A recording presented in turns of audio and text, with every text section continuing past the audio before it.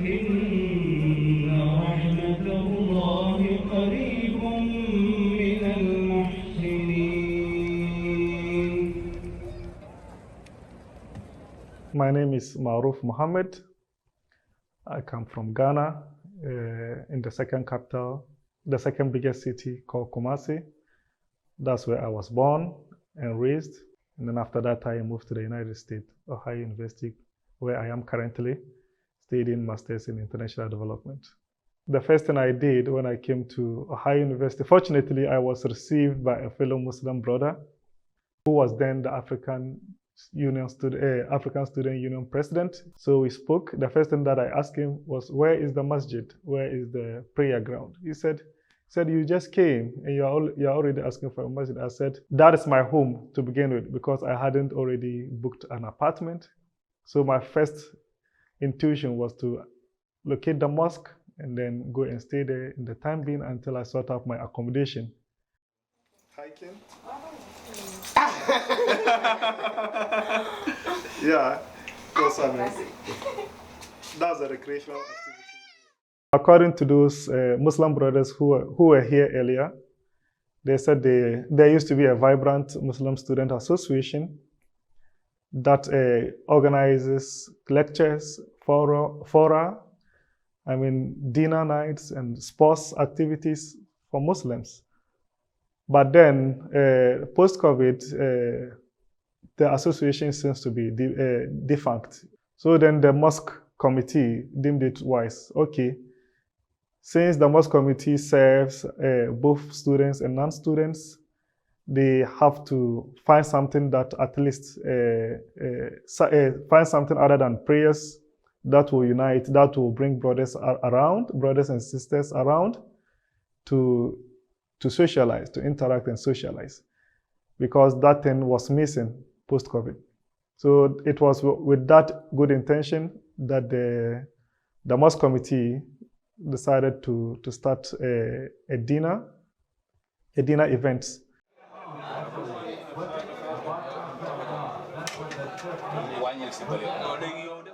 The dinner becomes an opening for us, to come together, to get to know each other. Because as I said, a Muslim is an important requirement for a Muslim to always locate, to identify a fellow Muslim, especially when you find yourself in a place where Muslims are the minority. So the dinner becomes very important because it does that. It brings us together, it gets us to know each other, right? And then one interesting thing is that we have Muslims representing more than 10 different nations on our high campus. If not for the dinner, we meet these guys at prayers, but usually after prayers, everybody go and handle his business because we all have different schedules. But if they all come for a dinner, they know they come for a gathering where you get to meet other people and talk, eat, and then exchange pleasantries. So that's what happens. It's such an important a gathering where so many things are discussed, not just religious stuffs. Stuffs relating to our personal lives, stuff relating to our social lives and academic as well as professional stuffs.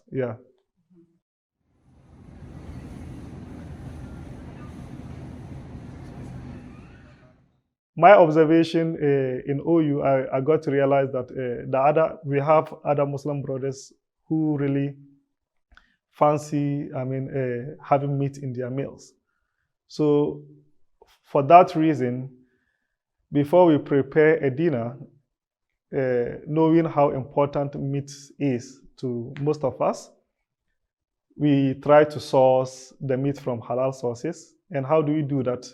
There are farms in the outskirts of Athens that sell live animals. After slaughtering the sheep or the lamb in an Islamic way, then the slaughterhouse or the abattoir will then process it, and then we bring them to campus and prepare. So if you need chicken too, because chicken are mostly already processed, we have a lot of shops in Columbus, I'm not sure there's one in Athens yet. So we mostly go to Columbus. We have so many Islamic shops, supermarkets like Yasmin.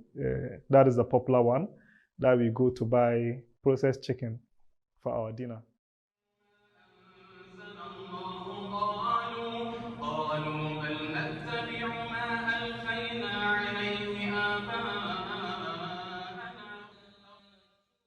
My daily prayers is something that I hold with, with much esteem. I try my very best to always observe them on time. Yeah, since our religion says our 5 daily prayers are prescribed to us on an apportioned time. So we have on an apportioned period. It's not about time, it's about periods. It's not only a coping mechanism, right? It's also gives me opportunity, right, to serve, right?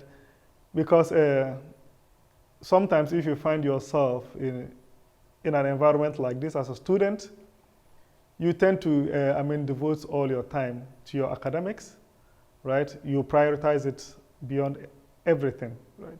So my daily prayers, gives me the opportunity to remind my Creator, which is the most important thing for me.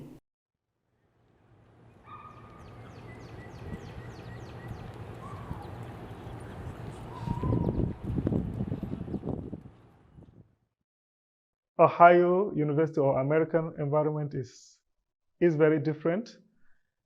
Yeah, so the way things are done here, especially with regards to interactions with the opposite gender, is quite different. I've been to some departments. I quite remember on OU, I don't know if they are departments, but some buildings that I observed, the restrooms are gender neutral. Yeah, I think I've seen that. So that is about inclusivity, right?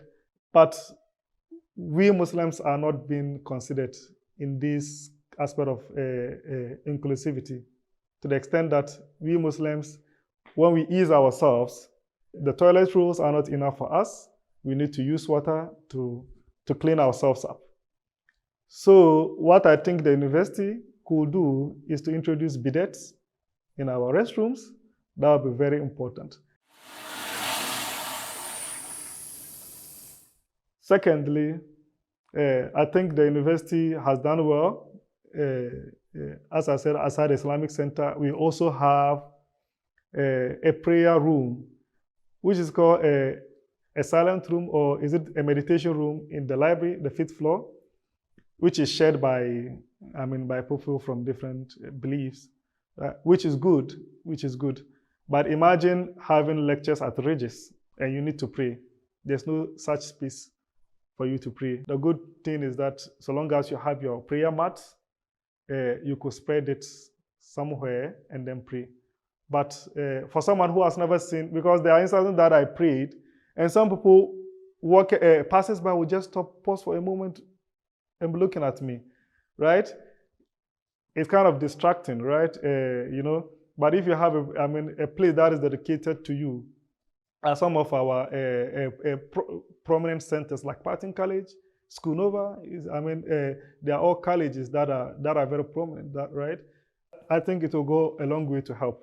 I've not lived in other places, in the United States, but I think Athens is a very great starting point. It's a great introduction to the U.S. system. It kind of introduces you to the outside world before you even get there, right? So I think it's quite a very good experience.